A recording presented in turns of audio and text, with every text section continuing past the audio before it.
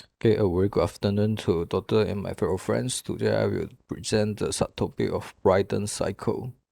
Okay, firstly, this is the gas turbine engine basic working principle. Okay, it's a simple cross-section drawing for the gas turbine engine, and there's a few important components involved with the gas turbine engine. Okay, first, we have the compression. Inside the compression rotor, will have numbers of compression. Okay, second, we have the combustion chamber, the place where the combustion process occur in the gas turbine engine. Okay, last, we have turbine that consist of number of turbine rotor also. Okay. Okay, in order to run the gas turbine engine, the fresh air need to enter the compression. Then in order to suck the fresh air into the compression, so we need to supply energy or electric current to the motor and remotely attached to the compression. Okay. After that, the compression rotor will rotate and suck the fresh air, enter the compression and compress the air before entering the combustion chamber. Okay.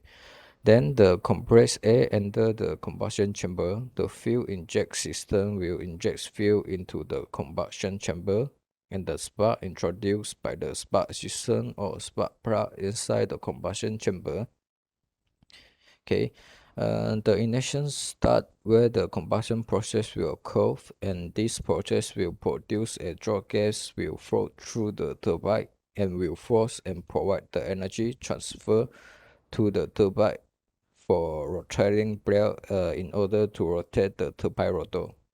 Okay, after that, the shaft that attached to the turbine also rotate and then rotate the generator then attach at the end of the gas turbine engine. Okay, and the extra gas will reach the surrounding. So these are the simple mechanisms of the basic gas turbine engine working principle lah. Okay, so here is the gas turbine engine in power band, compression and turbine one for the actual. Okay, so here is the introduction to Brayton cycle. Okay. Okay, for the Brayton cycle of the gas turbine engine, in order to analyze the gas turbine engine, we need to use the actual gas turbine engine. Okay, first, here is an actual gas turbine engine. Second is a 2D cross-section schematic diagram.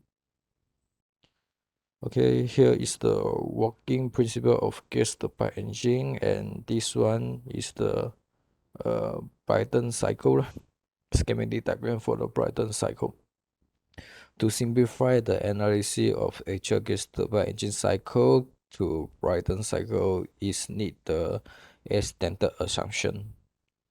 Okay, Brayton cycle is an ideal gas turbine engine lah. So it needs some condition, with the combustion chamber should replace with heating section, and exhaust process should replace with heat release section, and the working fluid is only air with different condition.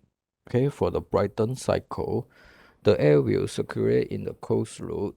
If we refer to the whole system and after go to the compression process, in the compression, the air will compress and the compressed air will enter the heat exchange where we have heat addition process during the heat exchange. Okay, the first heat exchange that involve heat addition, which represent the combustion chamber process in the actual gas turbine engine cycle. Then after can out from the heat exchange, the first heat exchange, the air will become hot air due to the pressure on the increased temperature. Okay, hence this hot air will enter to the turbine to rotate the turbine rotor and also to produce the volume output. Okay, next, this hot air will enter the heat exchange for heat rejection process.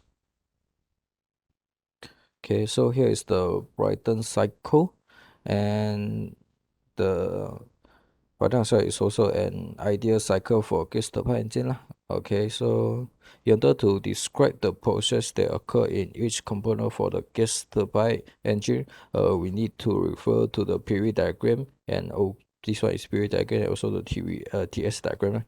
Okay, for PV diagram, it is a diagram that describes the pressure change and also the volume change inside each component. Okay, for TS diagram, it is the diagram that describes the temperature change and also the entropy change in each component during the cycle of gas turbine engine.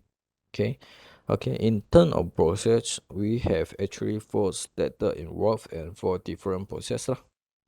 Okay, first, this one is the isotropic compression process, which is from step 1 to step 2 in the compression. During the process, the volume of S is constant and the air will experience the compression process in the compression. Okay, from in period diagram, from step 1 to step 2, the volume of air inside the compression will decrease due to the compression and the pressure will increase from P1 to P2. Okay, second one, the process is constant pressure heat addition process from step 2 to step 3 in the compression. Okay, the process will occur in the first heat exchange started. Okay, from step 2 to step 3, the increase of volume as the pressure is constant. Okay, for the third process is isotopic expansion process, which from step 3 to step 4. The process will occur in the turbine, and the hot air from the heat exchange will enter the turbine to rotate the turbine and come out from turbine at step 4. Okay, the air will experience the expansion process, volume increase due to the expansion process. Okay, uh, for the fourth process is constant pressure heat rejection process. Okay, this process will occur in the second heat exchange, where we have heat rejection, and process will start from step 4 to step 1. The hot air from the turbine will enter the second heat exchange from heat release. The cycle will continue to occur and start from beginning again. Okay, so this 4 process will become the steady flow process lah. So all the process will consider as steady flow process, which neglect the kinetic energy and potential energy and can simplify the energy balance equation. Okay, I think that's all for me. Thank you.